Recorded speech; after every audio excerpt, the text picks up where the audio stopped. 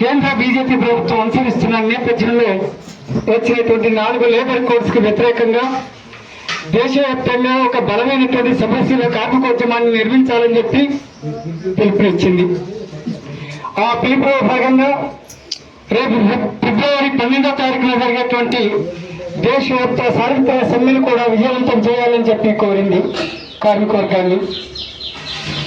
అయితే ఒకరోజు 2 రోజుల సమ్మెతో, ఒకరోజు ప్రదర్శన, ఒకరోజు సదస్సుతో లేబర్ కోడ్స్ రద్దు కావు.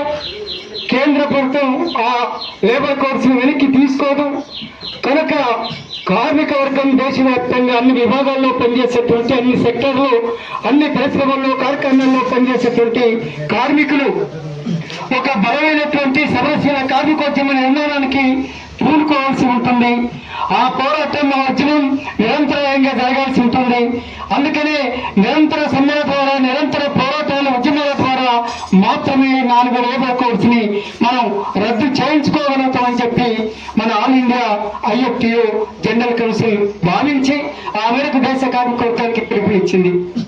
ఆ పిలుపులో భాగంగా తెలంగాణ రాష్ట్రంలో మొట్టమొదటిసారిగా, తొలిసారిగా సూర్యాపేట కేంద్రంలో మన IFTU జిల్లా కమిటీ ఆధ్వర్యంలో మీరు ర్యాలీ నిర్వహించి సదస్సును నిర్వహిస్తున్నారు. లేబర్ కోడ్స్ కి వ్యతిరేకంగా 4 లేబర్ కోడ్స్ ఏ నేపథ్యంలో ఉనికిలోకి వచ్చాయి, ఆ లేబర్ కోడ్స్ ఉన్నటువంటి పునాది ఏమిటి, రాజకీయ, ఆర్థిక, సామాజిక పునాది ఏమిటి అనేటువంటి విషయాన్ని కూడా మనం అర్థం చేసుకోవాల్సి ఉంటుంది. మన ఉపన్యాసాల ద్వారానో, ర్యాలీల ద్వారానో, పాటల ద్వారానో ఈ విషయాన్ని లోతుగా అర్థం చేసుకోలేము. కనుక జిల్లాలో ఉన్నటువంటి జిల్లా కమిటీ సభ్యులు, ఏరియా కమిటీ సభ్యులు, అనుబంధ సంఘాల సభ్యులు, ఎవరైతే కమిటీలలో నిర్మాణాల్లో ఉన్నారో వాళ్ళందరితో కూడా ప్రత్యేకంగా కవాసులు నిర్వహించి లేబర్ కోడ్స్ లో ఉన్నటువంటి ప్రమాదం ఏంటో, అందులో ఆ 4 లేబర్ కోడ్స్ లో కార్మికులకు గతంలో పోరాడి సాధించుకున్న హక్కులు ఎట్లా రద్దు చేయబడుతున్నాయో ఈ విషయాలన్నీ కూడా వాళ్ళకు బోధపడే విధంగా, వాళ్ళకు అర్థమయ్యే రీతిలో వాళ్ళకు మనం అర్థం చేయించగలిగినప్పుడు మాత్రమే కార్మిక వర్గం వీధుల్లోకి రాగలుగుతుంది, ఉద్యమాల్లో నిలబడగలుగుతుంది, పోరాటాల్లో నిలకడగా ముందుకు సాగుతుంది అని చెప్పి మన IFTU జాతీయ కమిటీ భావించింది. అందులో భాగంగానే ఇవాళ ఈ జిల్లాలో 4 లేబర్ కోడ్స్ కి వ్యతిరేకంగా ప్రారంభమైనటువంటి ప్రతిఘటన రానున్న కాలంలో మొత్తం జిల్లాలో ఉన్నటువంటి కార్మిక వర్గాన్ని ఐక్యం చేసే వైపుగా, సంఘటితపరిచే వైపుగా, అదేవిధంగా కలిసి వచ్చే అన్ని కార్మిక సంఘాలను కూడా కలుపుకొని ఐక్యంగా ముందుకు పోయే విధంగా మీ కార్యాచరణ ఉండాలని చెప్పి తెలంగాణ రాష్ట్ర కమిటీ కూడా భావిస్తూ మీకు విజ్ఞప్తి చేస్తుంది. అయితే 4 లేబర్ కోడ్స్ ఏ దశలో ఉనికిలోకి వచ్చాయి, దానికి ఉన్న పూర్వ నేపథ్యం ఏంటనేది కూడా ఈ సందర్భంగా మనం అర్థం చేసుకోవాలి. దాదాపు భారతదేశంలో కేంద్ర ప్రభుత్వ పరిధిలో 44 చట్టాలు ఉన్నాయి. అదేవిధంగా వివిధ రాష్ట్రాల్లో కలిపి మొత్తం 260 రకాల చట్టాలు దేశంలో కొనసాగుతున్నాయి. ఈ 264 చట్టాలు వివిధ రాష్ట్రాల్లో ఉంటే కేంద్ర ప్రభుత్వ పరిధిలో ఉన్నటువంటి 44 కార్మిక చట్టాల్లో అత్యంత కీలకమైనటువంటి, అంటే కార్మిక వర్గానికి జీవనాధారమైనటువంటి, జీవించే హక్కుకి గ్యారెంటీ ఇచ్చేటువంటి 29 రకాల కార్మిక చట్టాలని రద్దు చేసి వాటి స్థానంలో 4 లేబర్ కోడ్స్ తీసుకొచ్చారు. అయితే ఇవాళ 2014లో నరేంద్ర మోడీ అధికారంలోకి వచ్చిన తర్వాత మాత్రమే ఈ చట్టాల రద్దు ప్రక్రియ ప్రారంభమైందా, ఈ 4 లేబర్ కోడ్స్ కి శ్రీకారం చుట్టారా అంటే కాదు అనేటువంటి విషయాన్ని మనం అర్థం చేసుకోవాలి.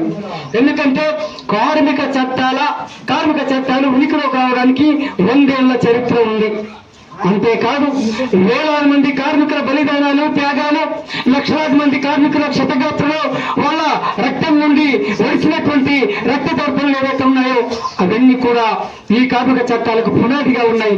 ఆ పునాది నుంచే ఇవాళ ఉన్నటువంటి దేశంలో ఉన్నటువంటి 44 రకాల చట్టాలు, వివిధ రాష్ట్రాల్లో ఉన్నటువంటి 220 రకాల చట్టాలని కార్మిక వర్గం సాధించుకుంది. అందులో ముఖ్యంగా వేతనాల సమస్య, 10 గంటల సమస్య, ఉపాధి ఉద్యోగ గ్యారంటీ, ఈ 3 అత్యంత కీలకమైనటువంటి అంశాలు.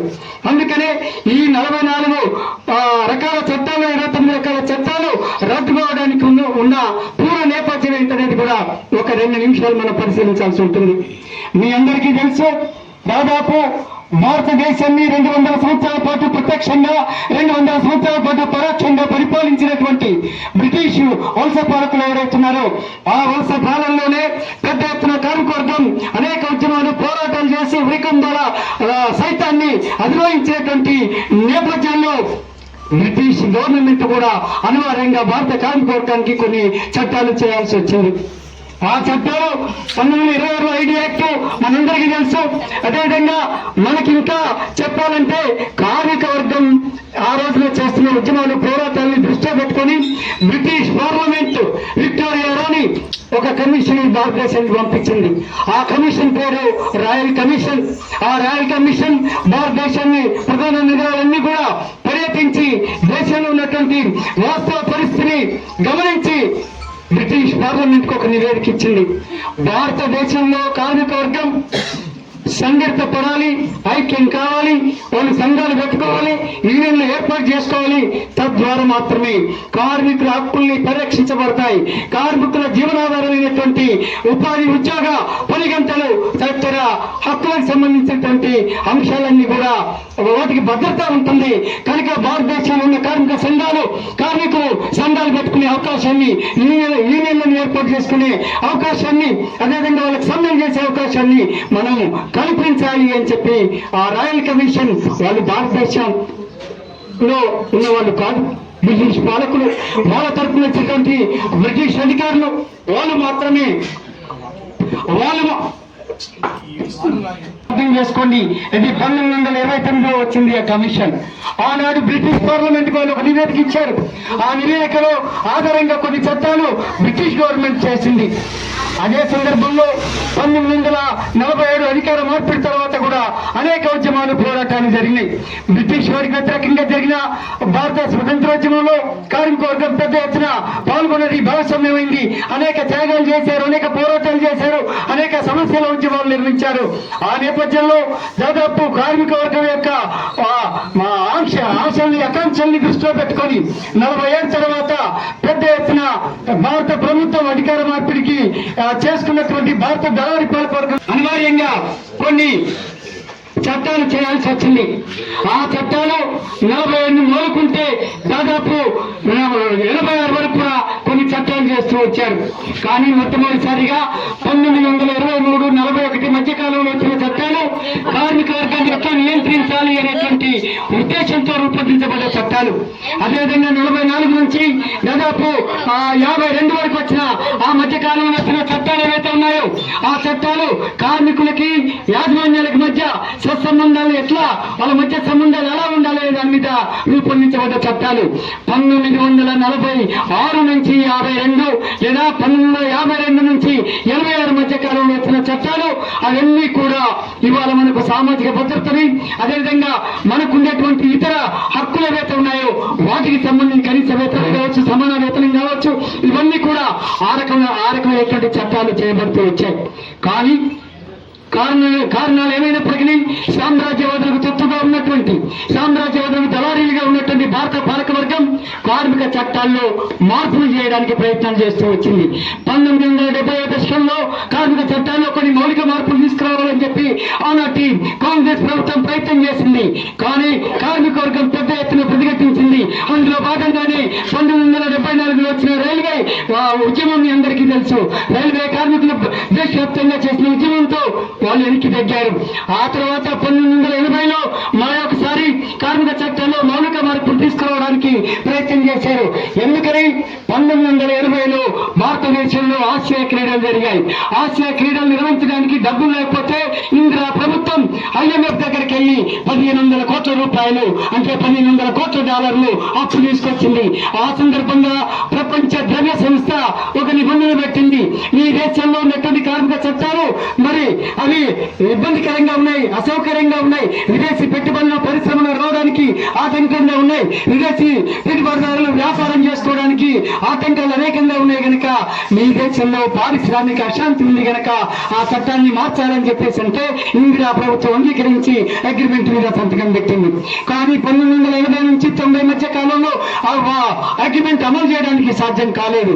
కానీ 1990లో ప్రపంచవ్యాప్తంగా వచ్చినటువంటి సామ్రాజ్యవాద బహుళజాతి అనుకూల ఆర్థిక విధానాలు ఏవైతున్నాయో, నూతన ఆర్థిక విధానాలు, ఆ విధానాల నేపథ్యంలో 1990 జూలై 1వ తారీఖున అమల్లోకి వచ్చిన ఈ నూతన ఆర్థిక విధానాల ఫలితంగా 2వ పారిశ్రామిక తీర్మానం 1990 పివి నరసింహరావు గారి ప్రభుత్వంలో జరిగింది. అప్పటి నుంచి ప్రారంభమైంది కార్మిక చట్టంలో మార్పులు చేయడానికి. ఆ ప్రయత్నాల్లో భాగంగానే జరుగుతూ 1998లో ఎన్డీఏ గవర్నమెంట్ వాజ్పేయి ప్రభుత్వం మొత్తం కార్మిక చట్టాల్లో మార్పులు తీసుకురావడానికి ఒక ప్రయత్నం చేసింది. వెనక్కి వెళ్తే 1966లో తొలి జాతీయ కార్మిక సంస్థని భారత ప్రభుత్వం ఏర్పాటు చేసింది. ఎవరి ఆధ్వర్యంలో? ఆనాడు రిటైర్ అయినటువంటి సుప్రీంకోర్టు చీఫ్ జస్టిస్ ఆధ్వర్యంలో పివి గజేందర్ గడ్కరీ నాయకత్వంలో మొదటి మన భారతదేశ కార్మిక సంస్థని ఏర్పాటు చేసి, లేబర్ కమిషన్ ఏర్పాటు చేసి, భారతదేశంలో ఉన్న కార్మికుల స్థితిగతులు ఏంటో అర్థం చేసుకుని అవసరమైన సిఫార్సులు చేయాలని చెప్పేసినప్పుడు ఆ సిఫార్సులు కార్మిక వర్గానికి అత్యంత సానుకూలమైనటువంటి కార్మిక వర్గ సంక్షేమం, కార్మిక వర్గ ప్రయోజనం, అదేవిధంగా వాళ్ళకు సంబంధించిన అభివృద్ధికి సంబంధించిన అనేక సిఫార్సులు మొదటి జాతీయ కార్మిక కమిషన్ రూపొందించి కేంద్ర ప్రభుత్వానికి ఇచ్చింది. అయితే వాటిని ఎక్కడ కూడా అమలు చేయలేదు, వాటిని పుట్టదాఖలు చేశారు. 1999లో వాజ్పేయి గవర్నమెంట్ 2వ జాతీయ కార్మిక సంస్థని ఏర్పాటు చేసి దాని ఆధ్వర్యంలో కార్మిక చట్టాల్లో ఎలాంటి మార్పులు తీసుకురావాలో సూచించమని చెప్పేసి కోరింది. ఆ కమిషన్ కి నాయకత్వం ఇచ్చిన వాళ్ళు ఎవరు? రవీంద్ర వర్మ. ఆ రవీంద్ర వర్మ అనేవారు జనసంఘ్ పార్టీలో బీజేపీ కంటే ముందు, బీజేపీ ముందు పార్టీ ఏంటంటే జనసంఘ్. ఆ జనసంఘ్ 1980లో బీజేపీగా మారింది.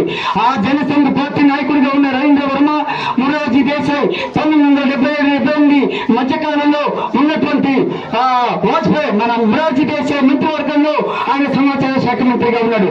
కార్మిక ఉపశాఖ మంత్రిగా కూడా కొనసాగాడు. ఆయన ఆ జనసంఘ నాయకుల తర్వాత బీజేపీ నాయకుడిగా ఉండి తర్వాత అనేక పదవులు నిర్వహించి ఇవాళ బీజేపీ ఆర్ఎస్ఎస్ కార్యకర్తగా ఉన్నటువంటి ఆ వ్యక్తి ఆధ్వర్యంలో ఇవాళ 2వ జాతీయ కార్మిక సంస్థని 1999లో ఏర్పాటు చేసి భారతదేశంలో ఉన్నటువంటి కార్మిక చట్టాల్లో ఏ రకమైనటువంటి మార్పులు తీసుకురావాలి, ఆ మార్పులు మా విదేశీ బహుళజాతి సంస్థలకి, స్వదేశీ బడా కార్పొరేట్ సంస్థలకి ఏ రకంగా ఉపయోగపడాలో సూచించమని చెప్పి చేస్తే మొత్తము రవీంద్ర వర్మ కమిషన్ చేసింది పనేంటో తెలుసా? భారతదేశంలో ఉన్న అన్ని రకాల చట్టాన్ని పూర్తిగా రద్దు చేసి కొత్తగా లేబర్ కోడ్స్ రూపొందించాలని చెప్పేసి సూచించింది. ఈ కమిషన్ కి పునాది ఏమిటి?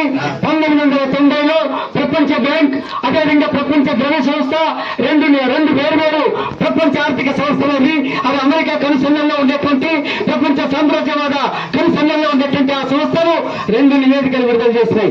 ఆ 2 నివేదికల్లో ఏముందో తెలుసా? భారతదేశంలో కార్మిక వర్గం ఏదైతే విదేశీ పెట్టుబడుల పరిశ్రమలు రావడానికి వాళ్ళు పెద్ద ఎత్తున సమ్మెలు చేస్తున్నారు, పోరాటాల్లో ఉద్యమాలు చేస్తున్నారు కనుక భారతదేశంలో పారిశ్రామిక అశాంతి ఉంది కనుక అక్కడ ఉన్నటువంటి చట్టాలన్నీ కూడా చాలా సంక్లిష్టంగా, చాలా ఇబ్బందికరంగా ఉన్నాయి విదేశీ పెట్టుబడులు రావడానికి, పరిశ్రమలు రావడానికి. అందుకని ఆ చట్టాన్ని సమూలంగా మార్చాలని చెప్పి ఇవాళ 4 లేబర్ కోర్సులు ఏవైతే సూచించారో అవన్నీ కూడా ప్రపంచ బ్యాంకు నివేదికలో ఉన్నాయి. ఒకసారి ఆ నివేదికలు చదవండి. 1990లో 89-90లో వచ్చినటువంటి నివేదికలు అవి. ఆ నివేదికల్ని చదివితే ఇవాళ 4 లేబర్ కోర్సులో ఉన్నటువంటి అంశాలన్నీ కూడా అందులో ఉంటేనేటువంటి విషయాన్ని మనం అర్థం చేసుకోవాలి. అదే 1999లో ఆ కమిషన్ వేస్తే 2002లో వాజ్పేయి గవర్నమెంట్ కి ఆ నివేదిక ఇచ్చారు. కానీ ఆ నివేదిక చదివిన తర్వాత వాజ్పేయి గవర్నమెంట్ కు కేంద్రంలో బలం లేదు, అది సంకీర్ణ ప్రభుత్వం. ఏదైనా వీటిని అమలు చేస్తే కార్మిక వర్గం ప్రతిఘటిస్తే కూలిపోతున్న భయంతో ఆయన మౌనంగా ఉన్నాడు. కానీ అదే సందర్భంలో అటు పివి నరసింహరావు అమలు చేయలేకపోయాడు, ఇటు వాజ్పేయి గవర్నమెంట్ కూడా అమలు చేయలేకపోయింది.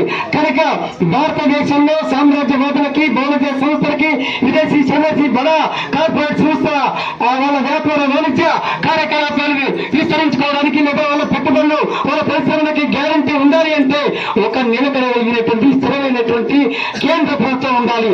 ఆ ప్రభుత్వానికి కూడా ఆశ్రమానికే కాదు దానికి ఒక సైద్ధాంతిక రాజకీయ పునాది ఉండాలి. అట్లాంటి సైద్ధాంతిక రాజకీయ పునాది ఉన్నటువంటి స్థిరమైనటువంటి ప్రభుత్వాన్ని నడుపుదలిగే నాయకులు అని చెప్పి ఆ రోజున వరల్డ్ బ్యాంకు, IMF లాంటి అంతర్జాతీయ సంస్థలు పరిశీలన చేస్తున్న నేపథ్యంలోనే 2002లో గుజరాత్ లో జరిగిన మారిన కాండం మీ అందరికీ తెలుసు. దానికి నాయకత్వం వహించినటువంటి దుర్మార్గుడు నరేంద్ర మోడీ, మరొక దుర్మార్గుడు అమిత్ షా, వీళ్ళిద్దరు కూడా వాళ్ళ గెలుపడ్డారు. కనుక వాళ్ళకు కోట్లాది రూపాయలు, వేల కోట్ల రూపాయలు వెచ్చించి వాళ్ళని 2014లో అధికారంలోకి తీసుకొచ్చింది కార్పొరేట్ సంస్థలు, కార్పొరేట్ శక్తులు. ఆ విధంగా అధికారంలోకి వచ్చినటువంటి నరేంద్ర మోడీ, అదేవిధంగా అమిత్ షా ఇద్దరు కలిసి కార్మిక చట్టాల్లో రవీంద్ర వర్మ సూచించిన కమిషన్ ని అమలు చేయడానికి ప్రయత్నం చేశారు. ఆ ప్రయత్నంలో భాగంగానే 2015లో ప్రధానమంత్రి హోదాలో అన్ని రాష్ట్ర ప్రభుత్వాలకి నరేంద్ర మోడీ ఒక లేఖ రాశాడు. ఓ రాష్ట్ర ప్రభుత్వాలారా, మీ రాష్ట్రాల అభివృద్ధి పారిశ్రామికంగా అభివృద్ధి చెందాలంటే, మన దేశం పారిశ్రామికంగా పురోగమించాలంటే, విదేశీ ప్రతిబంధ పరిశ్రమలు రావాలంటే మన దేశంలో పారిశ్రామిక అశాంతి ఉంది. మన దేశంలో కార్మిక చట్టాలు సంక్లిష్టంగా ఉన్నాయి. వీటిని సమూలంగా మార్చాల్సి ఉంటుంది.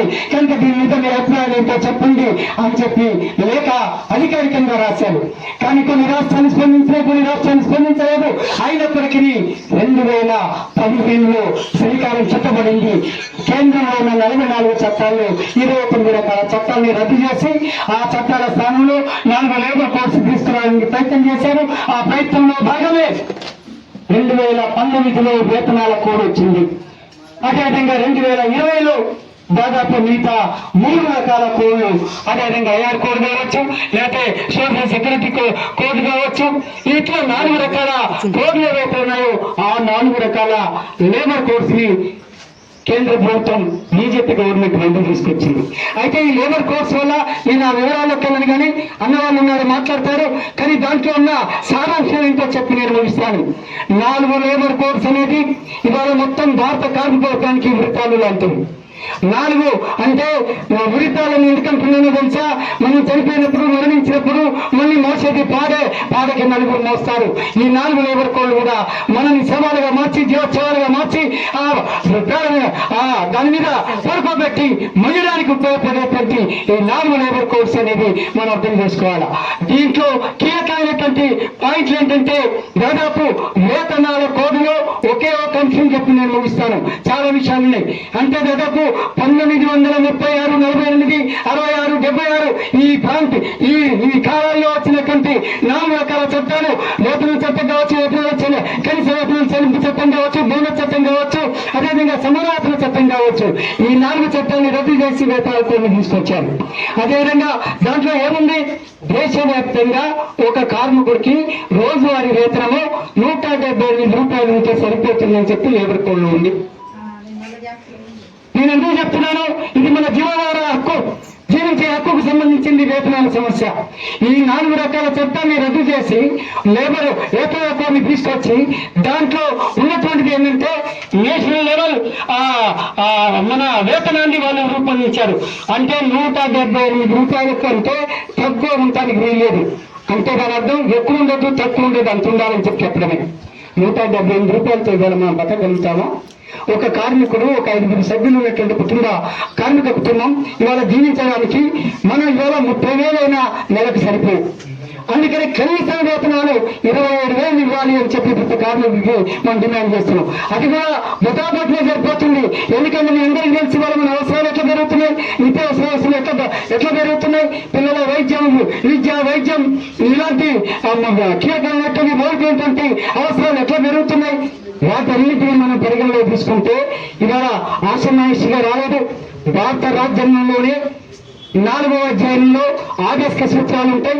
ఆదేశిక సూత్రాల్లో 39వ ఆర్టికల్ నుంచి 45వ ఆర్టికల్ వరకు భారతదేశంలో ఉన్న కార్మిక వర్గం యొక్క సంక్షేమం గురించి, వాళ్ళ అభివృద్ధి గురించి, వాళ్ళ వేతనాల గురించి, సమాన వేతనం గురించి ఆ రాజ్యాంగంలో విస్తారంగా చర్చించి ఈ ఆర్టికల్స్ 39, 40, 41, 42, 43, 44, 45 ఆర్టికల్స్ పొందుపరిచారు. 1939లో సమాన పనికి సమాన వేతనం ఇవ్వాలి అంటే భారత రాజ్యాంగంలోని 39వ ఆర్టికల్ క్లాస్ బి ప్రకారం సమాన పనికి సమాన వేతనం, స్త్రీ పురుషులకి సమాన వేతనం ఇవ్వాలి. ఒకే పరిశ్రమల్లో, ఒకే పని స్వభావంలో ఉండి పనిచేస్తున్న వాళ్ళకి సమాన వేతనం ఇవ్వాలనేది దాని అర్థం. అంతేకాదు 1966 నుంచి 2016 అక్టోబర్ వరకు భారత సుప్రీంకోర్టు, వివిధ రాష్ట్రాల్లో ఉన్నటువంటి హైకోర్టులో మొత్తం కూడా వాళ్ళ తీర్పులు ఏంటంటే దాదాపు సమాన పనికి సమాన వేతనం ఇవ్వాలని చెప్పి ఆ తీర్పులన్నీ గుర్తుబాట్లు చేశారు. ఆ చట్టాన్ని రద్దు చేశారు. వేతనాలకు తీసుకొచ్చి 175 రూపాయలు ఇస్తే సరిపోతుందని వాళ్ళు చెప్తున్నారు. వాస్తవానికి 1956లో మొత్తం ఆనాడు ఉన్నటువంటి ఉన్నటువంటి మొత్తం భారతదేశంలో కార్మిక యొక్క స్థితిగతులు పరిశీలించి కనీస వేతనం ఎంత ఉండాలి అనే దాని మీద వాళ్ళు అక్వైర్డ్ ఫార్ములా అని ఒక ఫార్ములాని అక్వైర్డ్ అనేటువంటి ఒక డాక్టర్ సలహాతో అంటే పోషక పదార్థాలు ఎంతెంత ఉండాలనే దాని మీద నిపుణులైనటువంటి అక్వైర్డ్ అనేటువంటి వ్యక్తి ఇచ్చిన నివేదిక ఆధారంగా ఒక అక్వైర్డ్ ఫార్ములాని రూపొందించి 1956లో కనీస వేతనం ఎంత ఉండాలో వాళ్ళు నిర్ధారించారు. మరి దానికి వదిలేసి ఇవాళ కేంద్ర ప్రభుత్వమే 178 రూపాయలు ఇస్తే సరిపోతుందని చెప్పడం అంటే మీరు అర్థం చేసుకోండి. ఇంకొకటి సమ్మెన్ చేసేటువంటి హక్కు మనకిగా కోల్పోతున్నాం. సమ్మెన్ చేయడానికి అవకాశం ఉండదు. ఇప్పుడున్నటువంటి అవకాశాన్ని సంక్లిష్టం చేశారు, మరింత క్లిష్టతరం చేశారు. మరి పరిశ్రమల్లో కార్ఖానాల్లో యూనియన్లు పెట్టుకునే హక్కులు కూడా రద్దు చేశారు. ప్రభుత్వంతో యాజమాన్యాలతో అయ్యా మా వేతనం పెంచండి, మా బోనస్ పెంచండి, మా ఇంక్రిమెంట్ పెంచండి, మా సర్వీస్ కండిషన్స్ ఏంటి అనేటువంటి విషయాలు మాట్లాడడానికి ఏదైతే ఉందో అది కూడా రద్దు చేసే ప్రభుత్వంతో యాజమాన్యాలతో మనం సంప్రదింపులు జరిపేటువంటి హక్కులు కూడా తీసేశారు. ఇక అంతిమంగా మన మిగిలింది ఏంటంటే ఇక మీరు కార్మికులు కాదు, ఉద్యోగులు కాదు, ఫిక్స్డ్ టర్మ్ ఎంప్లాయ్మెంట్ అంటే 2 గంటలు పని చేస్తే మీకు ఇంత ఇస్తాం, గంటల వారీగా పని చేసుకోవడం. లేదా మీకు మన గ్రాడ్యుయేటీ ఇవ్వాలంటే 1 year చేస్తే సరిపోతుంది, మీరు ఇస్తానంటున్నారు. ఇది ఇంతకుముందు ఉన్న చట్టాలు 5 సంవత్సరాలు, ఇప్పుడు ఫ్యూచర్గా ఇస్తానంటున్నారు. కానీ నిజంగా సంవత్సరం పని చేయించుకుంటాడా? 360 రోజులు అయితే సంవత్సరం, వాడు 359 రోజులు పని చేసుకొని తీసేస్తాడు. మీకు అది కూడా రాదు. అంటే చూడండి ఎన్ని ఇబ్బందికరమైన అంశాలు ఇందులో ఉన్నాయో. దీన్ని మీరు అర్థం చేసుకొని ఈ 4 లేబర్ కోడ్స్ వ్యతిరేకంగా మనం ఐక్యంగా సంఘటితంగా ఉద్యమించాలని, ఆ వైపుగా మన సూర్యాపేట ఇటు జిల్లా కమిటీ ఇచ్చేటువంటి కార్యాచరణలో మీరు భాగస్వామ్యం కావాలని, మన జాతీయ కమిటీ రాష్ట్ర కమిటీ ఇచ్చే పిలుపుల్లో కూడా మీరు భాగస్వామ్యం కావాలని కోరుకుంటూ ఈ లేబర్ కోడ్స్ లో ఉన్న కొన్ని ఇతర అంశాలు కూడా మన కామ్రేడ్ చెప్తారు కనుక మీరు మరింత లోతుగా చదవండి. తెలంగాణ రాష్ట్ర కమిటీ కూడా ఈ 4 రకాల లేబర్ కోడ్స్ లో ఉన్నటువంటి ముఖ్యమైన అంశాలు మీ అవగాహన కోసం ఒక చిన్న పత్రాన్ని, ఒక చిన్న బుక్లెట్ ని, ఒక 10 పేజీల 12 పేజీల బుక్లెట్ ని కూడా తయారు చేసి మీకు పంపాలని, కింది దాకా పంపాలని చెప్పేసి అనుకోవడం జరిగింది. అదేవిధంగా మనం ఇతర సంఘాల్లో కాకుండా ఒక విప్లవ కార్మిక సంఘంగా నిరంతరాయంగా మన ఆందోళనలో కార్యక్రమాలు కొనసాగాల. అంటే 2026 ఏప్రిల్ 1న ఈ 4 లేబర్ కోడ్స్ అమల్లోకి రాబోతున్నాయి. అప్పటి వరకు మన ఉద్యమాలు, మన పోరాటాన్ని లైవ్ లో ఉంచడం కోసం నిరంతరాయంగా మనం ఒక్కొక్క సెక్టర్ లో మన కార్యక్రమాలు చేపట్టాలా. ఒక్కొక్క వారం మనం ఒక సెక్టర్ లో ఈ రకమైన ర్యాలీలు, ఈ విధమైన జనరల్ బాడీలు మనం నిర్వహించి మొత్తం కూడా లేబర్ కోడ్స్ యొక్క ప్రమాదాన్ని మనం సమాజానికి, ప్రజలకు తెలియజేయాలని చెప్పేసి నేను కోరుకుంటూ నడుస్తున్నాను.